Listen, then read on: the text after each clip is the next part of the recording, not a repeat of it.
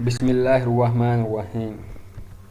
आज मैं आप लोगों को बनाकर दिखाऊंगा डिस्ट्रीब्यूशन बोर्ड, जिसे हम आम लफ्ज़ों में पैनल बॉक्स या ब्रेकर बोर्ड भी कहते हैं।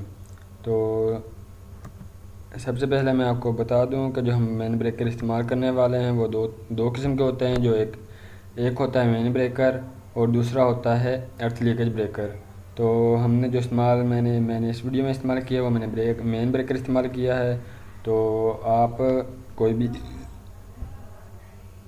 ब्रेकर इस्तेमाल कर सकते हो, चाहे वो अर्थ लीकेज ब्रेकर हो या फिर मेन ब्रेकर हो। दोनों काम तकरीबन सेम ही करते हैं, लेकिन इनमें जो डिफरेंट है वो ये है कि अगर शॉर्ट सर्किट हो तो हमारा ये मेन ब्रेकर काम करता है। अगर शॉर्ट सर्किट होगा तो हमारा मेन ब्रेकर खुद ब खुद काम करना छोड़ देगा, नीचे ट्रिप कर देगा। लेकिन जो अर्थ ब्रेकर है वो इस तरह नहीं करता। वो शॉर्ट सर्किट होगा तो ट्रिप नहीं करेगा, वो तब तक नहीं ट्रिप करेगा जब तक हमें करंट नहीं लगेगा या शॉर्ट नहीं होगी कोई चीज़, तब तक वो काम नहीं करेगा। जैसे ही कोई चीज़ शॉर्ट होगी या किसी इंसान को करंट लगेगा तो वो ट्रिप हो जाएगा।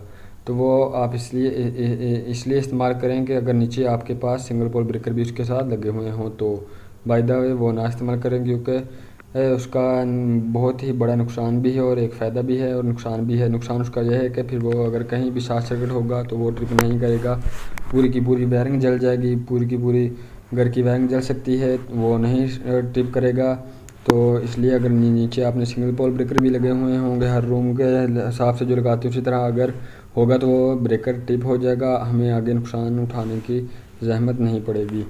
तो अब मैं आपको बता दूं कि सबसे पहले हमें इसे शुरू करने से पहले प्रैक्टिकल को बता दूं कि सेफ़्टी का हमें कितना ख्याल रखना चाहिए। हमें सेफ़्टी का बहुत ही ज़्यादा ख्याल रखना है, क्योंकि जितनी ज़्यादा हम सेफ़्टी करेंगे उतना ही हमारा फ़ायदा होगा उसमें।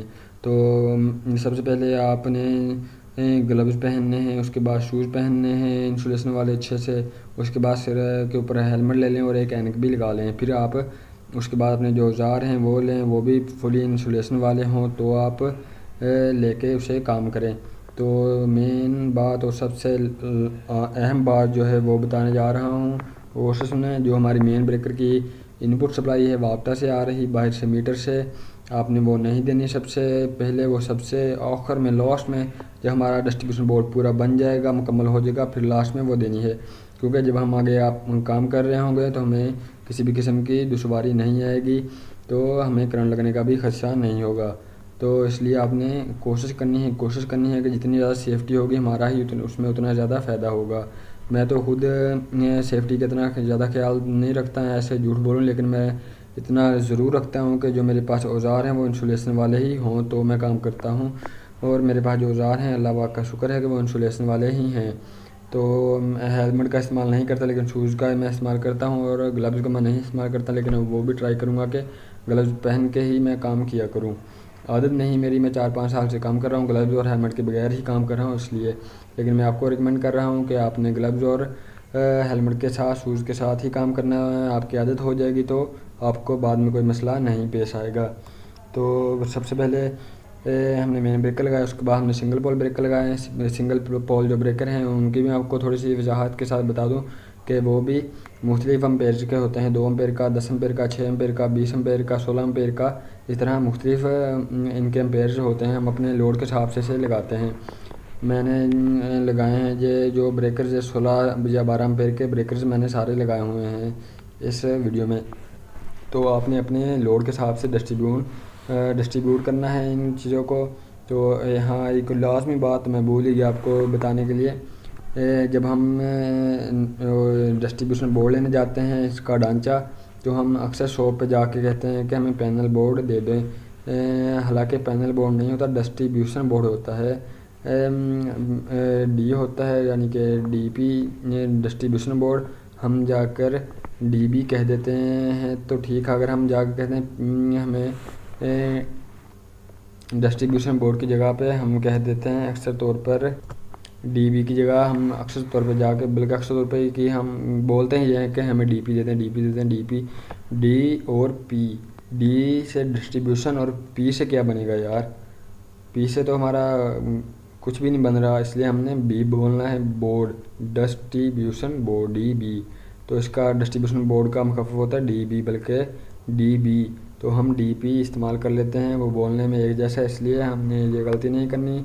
हमने DP पर भी गौर करना है, DB ही बोलना है, या फिर डिस्ट्रीब्यूशन बोर्ड बोलें या फिर DB बोलें। तो आ जाएँ वीडियो में वापस।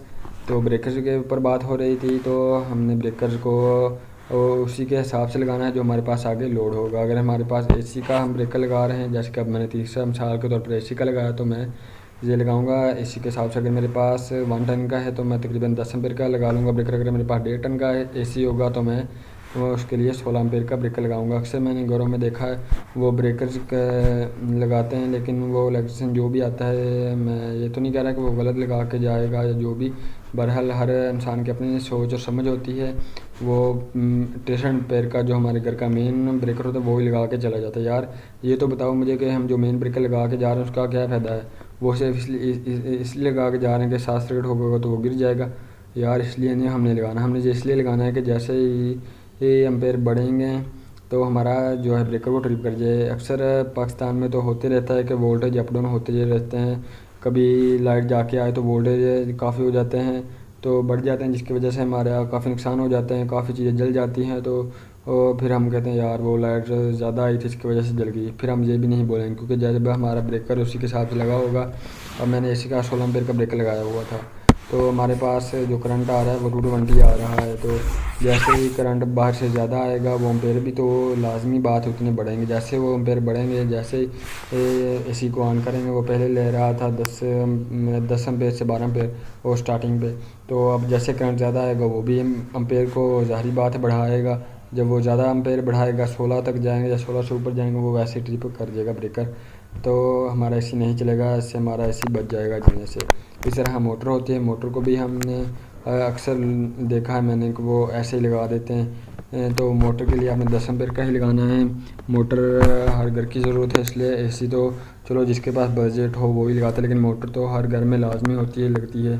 तो उसको आपने 10 एम्पेयर का ब्रेकर लगाना है, क्योंकि जब मोटर स्टार्ट होती है आप देख लें कि मोटर कितने एम्पेयर लेती है। सबसे पहले आप ब्रेकर के मोटर के एम्पेयर चेक कर लें, या कोई भी चीज़ आप उसके एम्पेयर चेक कर लें या पता कर लें कि ये इतने एम्पेयर तक ले चल रही है। फिर उससे 2-3 एम्पेयर ऊपर का आप ब्रेकर लगा लें। अब मोटर जब स्टार्ट होती है 5 से 6 एम्पेयर लेती है। तो मोटर 2 किस्म की होती है, एक जो लाल पंप उसकी बात कर रहा हूँ, एक डबल इम्पेलर होती है और एक सिंगल इम्पेलर होती है। जो डबल इम्पेलर होती है वो 6 से 7 एम्पेयर 8 एम्पेयर तक भी लेती है। जो सिंगल मोटर होती है वो तकरीबन 4 से 5 एम्पेयर स्टार्टिंग में लेती है। तो इसलिए आपने उसी के हिसाब से ब्रेकर से लगाने हैं। तो उसके बाद जो घर का आता है कमरे में हमने 10 एम्पेयर के लगाए, और लगाना भी इतना की ही चाहिए, क्योंकि हमारा इतना लोड तो होता नहीं, इसी का हमने अलग लगा देना है। उसके बाद एक पंखा चलेगा, तो पंखे के बाद हमारी लाइटें वगैरह 2-3 चलेंगे, या फिर कोई सॉकेट वगैरह जिस पे LCD या TV या फिर हम चार्जर वगैरह लगाएंगे। और हाँ, जहाँ पर जैसे कि स्टोर रूम में अक्सर हम इस्त्री वाला टेबल रख के इस्त्री की सॉकेट लगा लेते हैं, तो उस जगह पे आपने कोशिश करनी है कि 16 एम्पेयर का लगा दें, क्योंकि एक तो इस्त्री चलेगी, उसके साथ हमें पंखा भी लाजमी चलाना पड़ेगा, लाइटें भी चलेंगी। फिर अक्सर होता है कि यार बंदा बोर हो रहा है तो साथ में TV लगा होता है, TV भी चला लेता है उसी ब्रेकर के ऊपर। तो इसलिए जैसे लोड ज़्यादा होगा तो हमारे लिए मसला बनेगा, इसलिए हमने वो 16 एम्पेयर का ब्रेकर लगा लेना है। तो इसी तरह हमें तरतीब के साथ ब्रेकर्स लगा लेने हैं। जितने ब्रेकर्स आप चाहें लगा सकते हैं, अपने हिसाब से घर के हिसाब से डिस्ट्रीब्यूट कर सकते हैं। ब्रेकर्स लगाने के बाद मैंने लगा दी इंडिकेटर। लाइट ये इसलिए लगाते हैं कि सप्लाई का पता चल सके कि लाइट है या चली गई, लाइट आई नहीं आई। जब मेन ऑफ़ करेंगे तो लाइट ऑफ़ हो जाएगी। तो ये कोशिश करें कि आप इंडिकेटर की जगह पे indicator volt meter ampere metre आता है वो लगा लें। वो थोड़ा महंगा होता है, वो तकरीबन आएगा 800 से 600 से 800 तक आएगा वोल्ट मीटर एम्पेयर मीटर। जो इंडिकेटर वोल्ट मीटर है वो तकरीबन आएगा 200 से लेकर 250 या 300 की रेंज तक। और जो इंडिकेटर लाइट है वो 100 से लेकर 150 की रेंज तक आती है। जो भी आपके बजट में है आप वो लगा सकते हो। तो इसके बाद एक और चीज़ होती है वो भी बता देता हूँ, क्योंकि वो इंडस्ट्री लेवल्स पर लगती है, हम इस्तेमाल नहीं करते, फ्रिक्वेंसी मीटर कहते हैं उसे। तो indicator volt meter, indicator ampere metre, indicator frequency metre, ये तीनों एक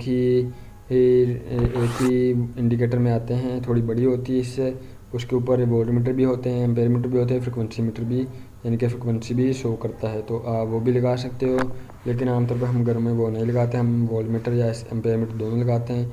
उन दोनों की जगह पे मैं आपको रिकमेंड करता हूँ कि आपने ये लगाना है इंडिकेटर वोल्ट मीटर छोटे वाली, तो ये लगा लें, ये सबसे बेस्ट है।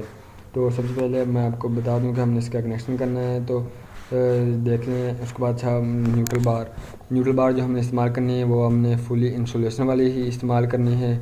तो इसका हमें ये फ़ायदा होगा कि हमें करंट के जो है वो शॉर्ट होने का, पैनल बॉक्स में शॉर्ट सर्किट होने का थोड़ा सा भी खर्चा नहीं बचेगा। ये देख सकते हैं आप, इसके ऊपर पीवीसी प्लास्टिक ब्लैक कलर की चढ़ी हुई है, हम इससे ही लगा लेंगे। तो अक्सर जो पहले लगी होती है नीचे छोटा सा पत्थर लगा होता है, उसके ऊपर लगा के पेच लगा कर लगाई होती है, वो सिर्फ कॉपर की पट्टी से होती है लंबी सी। तो अगली वीडियोस में वो न्यूट्रल बार के ऊपर ही वीडियो बनाकर आपको दिखा दूंगा कि किसका क्या फ़ायदा है और क्या नुकसान होता है। ये लगाना ये सबसे बेस्ट मैं तो कहूँगा कि है। तो इससे हमारी भी सेफ्टी है और उसकी पैनल बॉक्स की भी सेफ्टी है। तो ये लगाएं, सबसे बेस्ट है। ये थोड़ी महंगी है, कोई बात नहीं। अगर वो 300 की या 500 की आएगी, 100-200 को आपने नहीं देखना, लेकिन आपने अपनी सेफ्टी का ख्याल रखना है। सबसे पहले मैंने मेन सप्लाई फेस जो है मेन ब्रेकर से लेके सिंगल पोल ब्रेकर को दी, फिर उसके बाद मैंने ऐसे ही सब ब्रेकरों में दे दी। ये मैंने वायर इस्तेमाल किया, आप इसकी जगह पे ब्रेकर पत्ती जो होती है वो भी इस्तेमाल कर सकते हो, वो भी कई किस्म की होती हैं। आपने अब आजकल न्यू आई हुई है, बहुत ही अच्छी है वो। तो उसके ऊपर एक तो वो बिल्कुल डिज़ाइन ऐसे किया हुआ जैसे हम ब्रेकर के अंदर डालते हैं, बिल्कुल ब्रेकर के साथ लग जाती है, नीचे तक नहीं आती। दूसरा उसके ऊपर प्लास्टिक का कवर लगा होता है, वो सेफ्टी के लिए होता है, तो वो आपने नहीं उतारना, काट के जहाँ जितनी ज़रूरत है आप 8-9-10 वाली वो लगा के वो ऊपर ही लगा रहने दें, थोड़ा उसको पीवीसी को बड़ा ही रहने दें। और जब हम लगाते हैं तो आप कोशिश करें कि 1 या 2 ब्रेकर वाली आप फालतू लगा दें, कल को हमें ब्रेकर बढ़ाना पड़े तो कोई इशू ना हो। उसके ऊपर पीवीसी चढ़ी हुई होती है, बाकी जो ऊपर वाला हिस्सा होता है जहाँ पे हमने ब्रेकर लगाना है, आप वहाँ पे टेप भी लगा सकते हैं, इंसुलेशन टेप। तो इसलिए, वरना आप उसके ऊपर कोई भी प्लास्टिक की कवर लगा सकते हो कि करंट लीक ना हो। तो इसी तरह मैंने पहले ब्रेकर को दी, फिर दूसरे को दी, तीसरे को दी, चौथे को, पाँचवें को, छठे को और सातवें को मैंने दे दी। फिर इसके बाद मैंने इंडिकेटर को ऊपर लाइट देनी है, सप्लाई देनी है। इंडिकेटर को मैंने न्यूट्रल फेस दे दिया, हमारा फेस ब्रेकर में भी चला गया, इंडिकेटर में भी चला गया। अब न्यूट्रल की बारी आती है। न्यूट्रल सबसे पहले मैंने इंडिकेटर में दे दी, फिर इंडिकेटर से मैंने सबसे पहले न्यूट्रल बार में दे दी, न्यूट्रल बार से मैं लेके सीधी इंडिकेटर में लेके जा रहा हूँ। ये मैंने इंडिकेटर में दे दी। हमारा इंडिकेटर तक मुकम्मल हो चुका है सर्किट। जैसे ही मैं सप्लाई ऑन करूँगा तो हमारी इंडिकेटर रोशन हो जाएगी। अब बात आती है डिस्ट्रीब्यूट की। जो छोटे ब्रेकर हैं उनको रूम तक वायर को लेके जाना। तो सबसे पहले न्यूट्रल बार से हमने, अच्छा मैं ऊपर मुझे मैंने इसलिए R1 R2 लिखा हुआ कि इसकी तरतीब आपको बता दूं, आप भी इस तरह तरतीब दिया करें। पहला breaker R1 room 1, room 2, room 3, room 4, room 5, room 6, room 7 ऐसे। अगर आपके पास रूम के अलावा जैसे होता है AC होता है, AC रूम 1, AC रूम 2, फिर उसके बाद होता है गराज लिख सकते हैं, टिबिलान होता है वो लिख सकते हैं। जो भी आपके पास हो आप उसी को अपने हिसाब के साथ नंबरिंग दे के लिख सकते हो। और ब्रेकर आप वो वाला इस्तेमाल करें जिसके ऊपर बटन के ऊपर है छोटा सा प्लास्टिक का वाइट कलर का कवर लगा हुआ होता है। उसके हम अंदर पर्ची लिख के डाल देते हैं कि ये किस रूम का ब्रेकर है, तो उसके ऊपर जगह बनी हुई होती है, वो ले लें, वो सबसे बेस्ट है। मैं तो कहूँगा हम छोटी सी पर्ची के ऊपर लिख के उसके अंदर डाल देते हैं। उसका तो 2 फ़ायदे होते हैं, एक तो वो फटती नहीं है, दूसरा फ़ायदा यह है कि कोई भी इलेक्ट्रिशियन आता है, आज मैंने काम किया है, कल कोई और इलेक्ट्रिशियन आता है, वो आके देखेगा यार वो रूम नंबर 8 की तो लाइट बंद थी, वो पहले आएगा देखेगा यार रूम नंबर तरतीब किस तरह लगी हुई होगी, वो एक ब्रेकर ऑन करेगा, ऑफ़ करेगा, 2 3 4 ऐसे इस तरह से। फिर उसको पता चलेगा कि यार इस ब्रेकर में मसला था, या फिर उस रूम में करंट नहीं जा रहा, किसी ब्रेकर का था। वो पहले आएगा सीधा देखेगा यार रूम नंबर 7 की लाइट ऑफ ठीक हो गया, वो आएगा पहले रूम नंबर 7 का ब्रेकर चेक करेगा। रूम नंबर 7 का ब्रेकर ठीक है तो फिर वो रूम में जाके चेक करेगा कहाँ मसला है। इसलिए तो चलते हैं वीडियो में आगे। तो सबसे पहले मैंने न्यूट्रल सारे रूम्स में मैंने इकट्ठी दे दी कॉमन। आपने इस तरह नहीं करना, तो मैंने आपको समझाने के लिए दी है। तो आपने हर रूम की न्यूट्रल और फेस अलग से लेके जानी है, तो इसलिए डिस्ट्रीब्यूशन बोर्ड तक जो भी सप्लाई आएगी हमारी रूम से वो न्यूट्रल फेस अलग अलग ही आएगी। कोशिश भी करनी है और आपने इसी तरह से डालनी है। सबसे पहले ब्रेकर की आउटपुट मैंने दे दी, पहले कमरे को उसी के साथ न्यूट्रल दे दी। ये हमारा R1 पहला रूम मुकम्मल हो चुका है। इसी तरह मैं रूम नंबर 2 के ब्रेकर से लेकर आउटपुट रूम नंबर 2 को दूंगा, साथ न्यूट्रल दूंगा। तो ये रूम नंबर 2 हमारा मुकम्मल हो चुका है। इसी तरह रूम नंबर 3, 4, 5 जो है सबको मैं इसी तरह से न्यूट्रल फेस दे रहा हूँ। आप देख सकते हैं बिल्कुल सिंपल सा तरीका है। तो आप इस तरह अपने घर की वायरिंग खुद कर सकते हैं। तो कोशिश किया करें आप भी कि इस वीडियो को देख के आप खुद भी सीखें और प्रैक्टिकल खुद भी किया करें। लेकिन प्रैक्टिकल करने से पहले मैं आपको फिर बता रहा हूँ कि आपने न्यूट्रल का मेन सप्लाई का ख्याल रखना और न्यूट्रल फेस का भी ख्याल रखना कि वो आपस में कहीं से भी ना मिली। इसलिए आपने वायर्स भी उसी हिसाब से इस्तेमाल करनी है। जैसे कि लाल पाकिस्तान में जो होता है 3 फेस में वायर इस्तेमाल होती है, लाल होती है यानी कि रेड, ब्लू और येलो, लाल, पीली और नीली।